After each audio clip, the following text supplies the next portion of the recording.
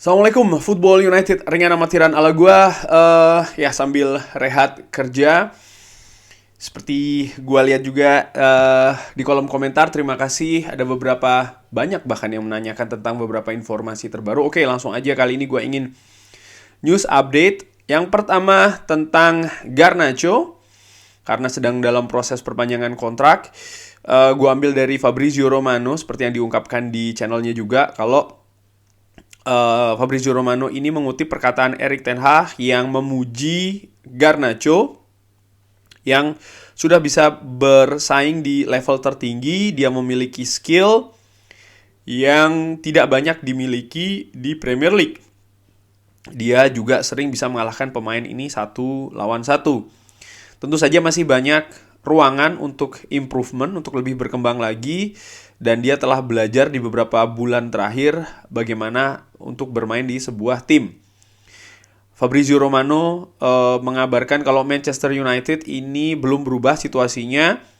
Klub sangat percaya diri akan menyelesaikan deal ya, perpanjangan kontrak dengan Garnacho.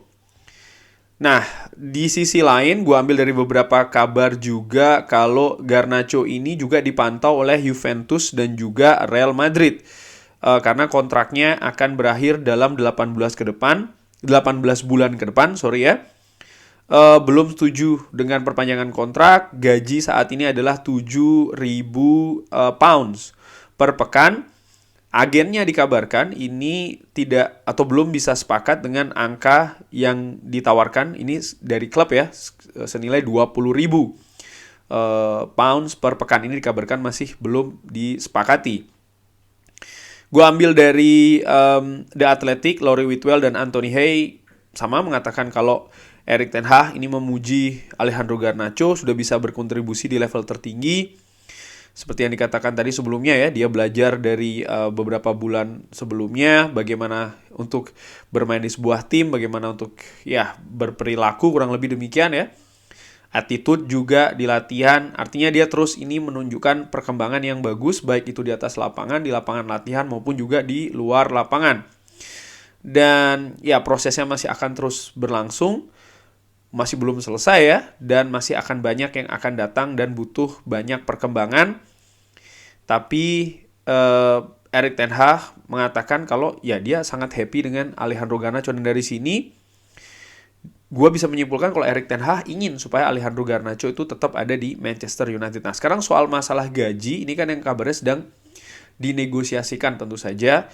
Angka dari Alejandro Garnacho ini ada di, kalau menurut gue lupa nih, salah satu sumber yang gue ambil ya, di angka 5.000 pounds per pekan.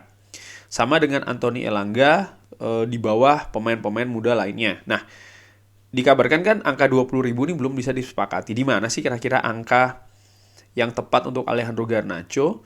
Karena gue baca juga dari berita lainnya, klub juga sangat berhati-hati dengan angka gaji dari Alejandro Garnacho karena klub ini tidak ingin terlalu cepat ya memberikan sesuatu hal yang terlalu tinggi ataupun juga cukup drastis bagi seorang Alejandro Garnacho yang menurut gue sih memang sangat punya potensi akan menjadi pemain andalan Manchester United bukan cuma musim depan ya, tapi juga untuk masa depan. Tapi tetap treatmentnya harus hati-hati karena kalau salah-salah ya, artinya terlalu bombastis diberikan angkanya dan lain-lain, oke, kita akan mempertahankan sang pemain, tapi ada potensi sang pemain juga akan berubah, tidak jadi yang seperti yang diharapkan, prosesnya mungkin akan terganggu tuh bisa saja, sehingga pemilihan angka di sini menurut gua sangat tepat. Dan kalau menurut gua ringan amatiran, kalau seandainya 20.000 dianggap terlalu masih belum disepakati, mungkin 20.000 lebih sedikit, di bawah 30.000 sih kalau menurut gua.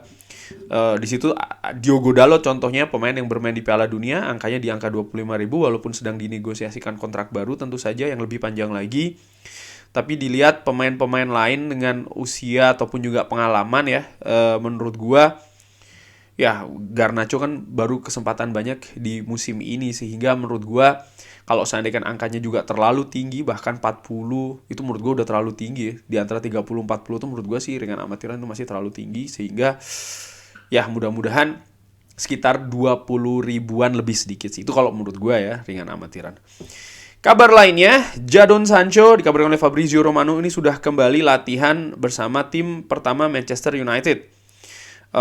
Staf kepelatihan dan juga klub ini merasa kalau Jadon Sancho sudah ada progres yang positif.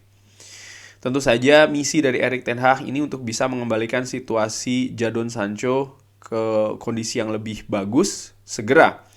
Diambil dari The Athletic, ditulis oleh jurnalis selalu ya, favorit gue, Andy Mitten. Jadon Sancho sudah kembali ke lapangan latihan Manchester United dan dia ini semakin dekat untuk bisa comeback ya di tim utama. Ya dikabarkan Jadon Sancho sudah kembali ke lapangan latihan Manchester United di hari Selasa. Penyerang 22 tahun ini terakhir kali bermain ketika 1-1 menghadapi Chelsea. Dia kembali ke Carrington pekan lalu dan masih dalam bagian latihan mandiri ya, latihan personal. Karena ya manajer Manchester United dan juga Jadon Sancho ini sama-sama sepakat kalau memang ya latihan mandiri termasuk juga program yang ada di Belanda ini merupakan langkah untuk bisa mengembalikan situasi dari Jadon Sancho. Erik ten Hag mengatakan dia bagus di pre-season dan juga ketika di awal-awal kompetisi yang menghadapi Liverpool, Leicester dan juga Arsenal. Tapi setelahnya levelnya ini drop. Dan kadang-kadang kita tidak bisa tahu ya kenapa itu terjadi. Lalu setelahnya ya tim melakukan research, menganalisa ada apa ini, oleh karena itulah kan dikirimlah ke Belanda sebelumnya, lalu latihan mandiri di Carrington dan ya selama beberapa hari yang lalu ternyata sudah kembali latihan bersama dengan tim utama Manchester United. Sebelumnya ini disimpulkan kalau memang Jadon Sancho ada permasalahan fisik dan juga mental. Semoga menurut gue Jadon Sancho bisa segera kembali, artinya dalam kondisi yang bagus, karena kalau memang iya, gue sih merasa kayak Manchester United mendapat suntikan pemain dalam tanda kutip pemain baru yang bisa memberikan kontribusi ya, variasi dan juga pilihan lebih utamanya di lini depan, karena karakteristik dari Jadon Sancho ini kan juga berbeda dengan pemain lain di Manchester United. Dan kalaupun iya, ini merupakan kabar bagus karena ya Manchester United mendapat kualitas lagi dalam tanda kutip ya, kualitas kembali utamanya di lini depan.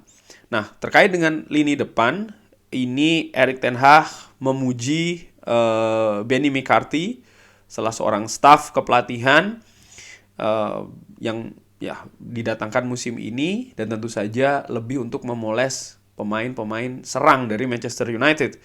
Di dalam coaching staff kami kita punya banyak defenders dan juga pemain tengah. Saya juga ingin mencari keseimbangan yang bagus. Dia ini ofensif, artinya lebih ke menyerang ya, karena dia sebelumnya menjadi striker. Dan dia juga punya tugas yang spesifik di dalam tim. Dan menurut gue sejauh ini, ya apa yang terjadi dengan Marcus Rashford itu kan luar biasa. Lalu bagaimana Manchester United justru setelah tidak adanya Cristiano Ronaldo yang merupakan salah seorang penyerang juga ya, tapi kualitas efektivitas lini depan tidak berkurang. Memang betul ada penurunan ya, pemain seperti Anthony Martial ya kan, tapi menurut gua peran dari Benedict McCarthy di dalam musim ini bagus dan semoga dia bisa juga memoles pemain seperti Wout Weghorst ya kan, juga meningkatkan seperti Anthony Martial, Anthony dan seperti pemain yang disebutkan sebelumnya yaitu adalah Jadon Sancho, karena lini depan Manchester United sejauh ini sudah bagus, tapi tentu saja bisa lebih bagus lagi dan ini sangat penting untuk bisa menjaga ya posisi terus berada di papan atas. Sekarang beralih ke rumor ataupun gosip-gosip. Harry Maguire dikabarkan diminati oleh West Ham untuk status pinjaman. Kalau menurut gua, seperti biasa gue katakan seperti sebelumnya juga, jangan. Kenapa? Kalau bisa jangan ada pemain yang keluar deh. Memang Harry Maguire levelnya di bawah saat ini ya, Lisandro Martinez dan juga Rafael Varane. Tapi kan kompetisi ini banyak, kedalaman skuad itu penting. Kita tidak tahu apa yang akan terjadi di pertandingan-pertandingan ke depan. Dan juga performa dari Harry Maguire menurut gue sih sejauh ini di beberapa pertandingan terakhir, utamanya setelah Piala Dunia, dia main oke kok. Memang ada beberapa kesalahan, tapi tidak sefatal kesalahan-kesalahan musim lalu, katakanlah demikian. Sehingga ya untuk menjaga kedalaman skuad, harmonisasi dressing room menurut gue ini penting. terutama untuk pemain inti ini jangan sampai ada yang keluar paling tidak sampai dengan musim ini berakhir. Kabar lainnya, terakhir nih kabar penutupan adalah Kevin Mbabu. Ini digosipkan ada negosiasi dengan Manchester United antara Fulham dengan Manchester United. Back kanan Swiss ini dikabarkan memang tidak mendapatkan menit bermain yang cukup banyak saat ini di Fulham, dan Manchester United mencari pilihan lain di back kanan. Itu kan kabar sebelumnya. Tapi kalau menurut gua menyikapi rumor ini, gua nampaknya tidak percaya ya, karena saat ini Aaron Wan-Bissaka di beberapa penampilan terakhir, utamanya setelah Piala Dunia, ini excellent, luar biasa. Kemarin menghadapi Manchester City keren. Sehingga menurut gua paling tidak sampai dengan akhir musim ini, kombinasi antara Diogo Dalot dan juga Aaron Wan-Bissaka di lini kanan, defender, bek kanan, menurut gue ini sudah cukup. Tinggal bagaimana tim kepelatihan ya, Erik ten Hag terus nih bisa paling tidak menjaga, syukur-syukur bisa meningkatkan penampilan dari Diogo Dalot dan tentunya Aaron Wan-Bissaka.